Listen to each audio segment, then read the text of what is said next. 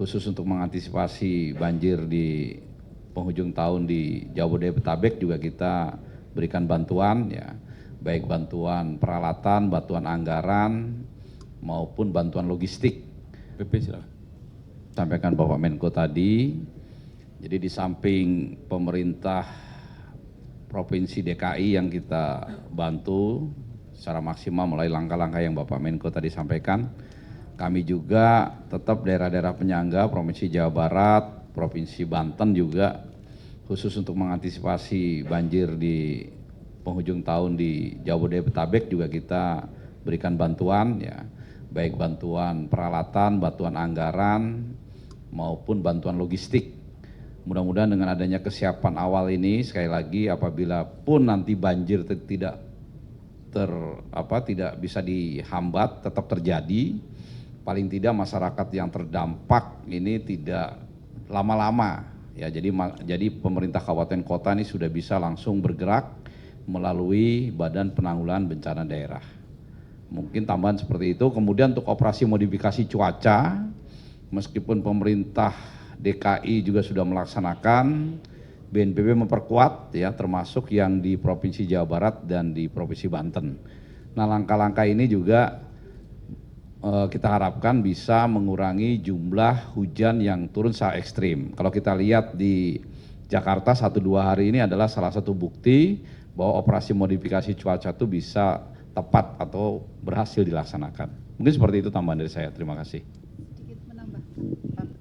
Sudah dijelaskan dengan clear tadi oleh Bapak Menko dan Bapak Kepala BNPB. Yang perlu ditambahkan, mohon seluruh pihak dan masyarakat tetap terus memonitor perkembangan informasi cuaca yang sangat dinamis, cepat berubah dari BMKG melalui berbagai kanal, terutama melalui aplikasi mobile phone atau laman BMKG atau sosial media atau YouTube dan sebagainya, karena perkembangannya ini perlu untuk selalu dipantau guna keselamatan kita bersama. Dan yang terakhir, kami BMKG bersama BNPB akan terus berupaya dengan modifikasi cuaca, namun jangan khawatir akan membanjiri wilayah lain. Karena sesungguhnya yang dimodifikasi itu adalah awan-awan yang masih di laut yang belum sempat masuk ke daratan. Jadi demikian, terima kasih. Terima kasih Bu. Bapak Kepala Basarnas. Menyampaikan untuk mengantisipasi, tentunya kami juga mengambil langkah-langkah selain yang saya sampaikan tadi untuk kesiapan alut baik darat maupun laut. Kita minggu ini juga melaksanakan simulasi terkait dengan kondisi dalam rangka mengantisipasi bencana hidrometeorologi. Demikian juga titiknya ada di wilayah Jakarta dan juga di wilayah Bekasi. Tentunya ini menjadikan satu edukasi bagi masyarakat dan dari kami sendiri untuk bisa memberikan respon informasi cepat di standby call di 115. Jadi kondisi yang memang kami siapkan untuk 24 jam. Demikian dari kami, Bapak. Pak Gubernur. Baik, terima kasih. DKI Jakarta pada prinsipnya sudah melakukan mitigasi terkait antisipasi banjir pada musim penghujan, utamanya pada cuaca ekstrim ini. Dan kami tentu saja senang mendapat arahan dari pemerintah pusat, kementerian lembaga terkait, dan siap mengikuti. Selanjutnya kami juga sinergi dan koordinasi, kolaborasi dengan berbagai lembaga terkait, siap untuk mengantisipasi musim penghujan ini. Termasuk adalah bagaimana kita memaksimalkan, mengoptimalkan infrastruktur yang tersedia. Namun sekali lagi kami sampaikan bahwasanya infrastruktur existing yang ada di DKI Jakarta pada prinsipnya sebenarnya siap untuk yang saluran makro adalah 150 mm per hari. Sedangkan saluran pendukungnya adalah siap untuk menampung yang sampai dengan 100 mm per hari. Selebih dari itu, kita memang ada genangan cukup lama, tapi kalau sudah di atas 200 mm, ini yang kami kewalahan. Nah, oleh karena itulah kami kemudian bersama-sama dengan BMKG, dengan BNPB, melakukan modifikasi cuaca sebagaimana yang sudah kami lakukan pada tanggal 7, 8, 9 dan insya Allah akan kami lakukan secara bertahap sampai dengan awal tahun 2025. Demikian Bapak, terima kasih. Terima kasih. Mungkin langsung ke Bu Dwi Korita. Bu, apakah cuaca ekstrim yang berpotensi melanda Jabodetabek ini akibat dari bibit siklon 91S ya Bu? Mungkin bisa dijelaskan. Kemudian apakah sebelumnya kan BMKG sudah memberikan peringatan dini hingga tanggal 8 ya Bu? Kemudian sekarang statusnya seperti apa? Selanjutnya untuk operasi modifikasi cuaca ini berapa persen akan menurunkan curah hujan di Jabodetabek? Mungkin itu saja. Jadi status saat ini, peringatan dini sebelumnya kan sampai tanggal 8, ini ada perpanjangan, mohon maaf, karena justru yang semakin meningkat, artinya kemarin alhamdulillah, karena Bapak Gubernur juga sudah melakukan modifikasi cuaca, jadi yang harusnya lebat itu tanggal 7-8 itu bisa dikendalikan ini. Nah ini akan berlanjut tanggal 15, terutama yang perlu diwaspadai, menjelang tanggal 15 itu akan meningkat secara bertahap, nah kemudian ya puncaknya itu sekitar tanggal 15 bisa mencapai 100 mm per hari hujannya, sehingga perlu diwaspadai. Kemudian penyebabnya antara lain bukan satu-satunya, terutama adalah bibit siklon tadi. Ada dua sistem yang saling bersinergi, selain faktor-faktor yang lain terutama La Nina.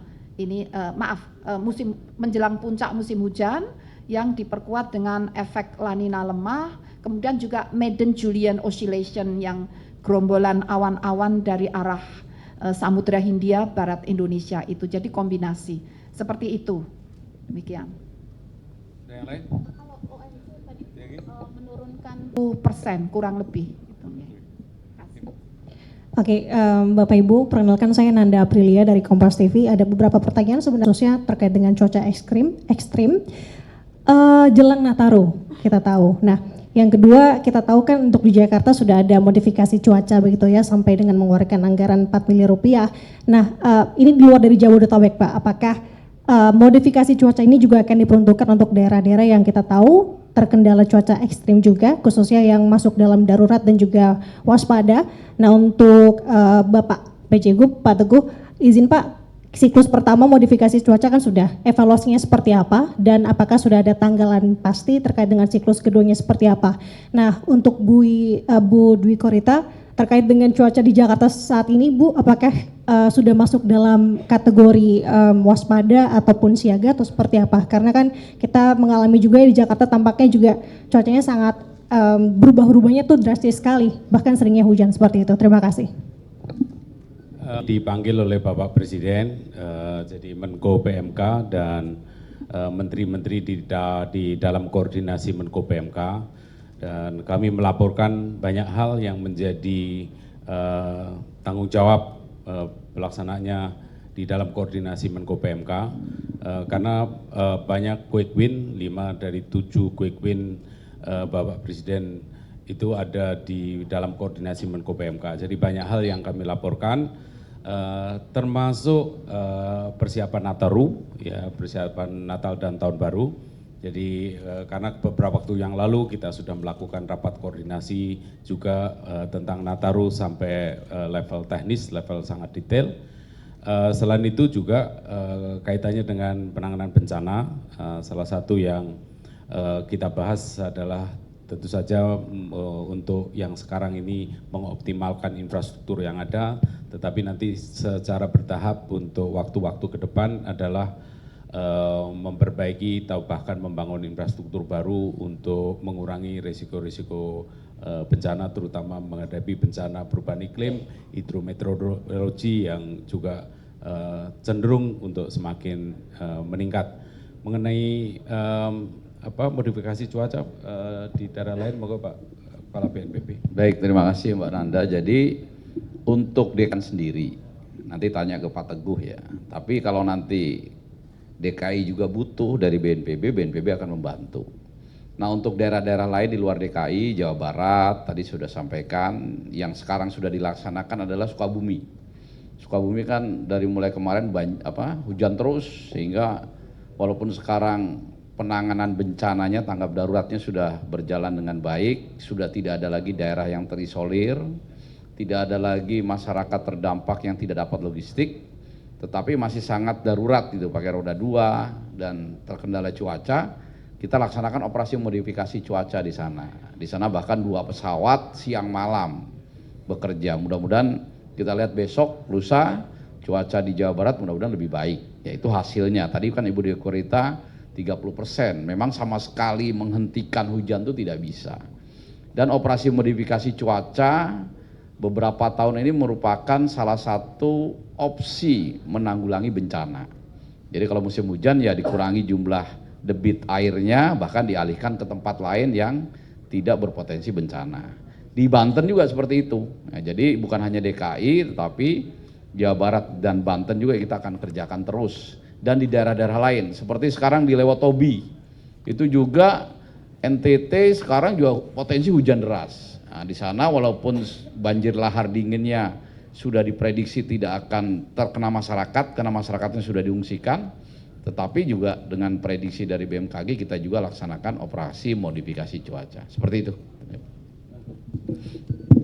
Sudah dilaksanakan selama 3 hari, itu rata-rata 1 hari adalah sekitar 4 sorti dengan melibatkan 1 harinya kurang lebih 37 orang. Setiap sorti itu kita bisa menyemai kurang lebih sampai 800 kg per sortinya, artinya 1 hari kurang lebih sekitar 3.200 dengan menggunakan 1 pesawat, karena kemarin makanya ini masih terbatas. Pesawatnya adalah jenisnya pesawat Britten Norman PN2T PKWMN dengan pusatnya ada di Curug, dengan biaya masih dengan anggaran rutin dari BPPD. Namun demikian kami tentu saja sangat membutuhkan lembaga yang lain, khususnya BNPB, untuk sama-sama melakukan rekayasa cuaca tahap berikutnya. Kalau memang dari dana BPPD yang kami siapkan kurang lebih 4,3 miliar itu habis, kami sudah siap dengan menggunakan dana BTT.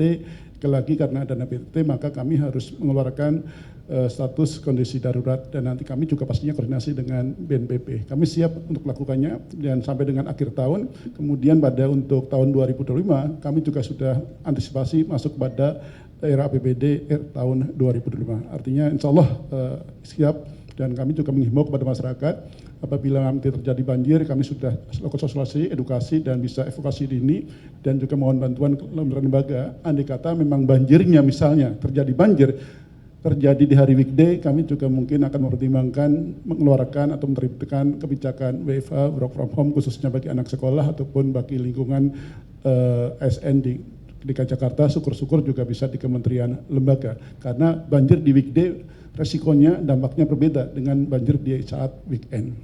Terima kasih.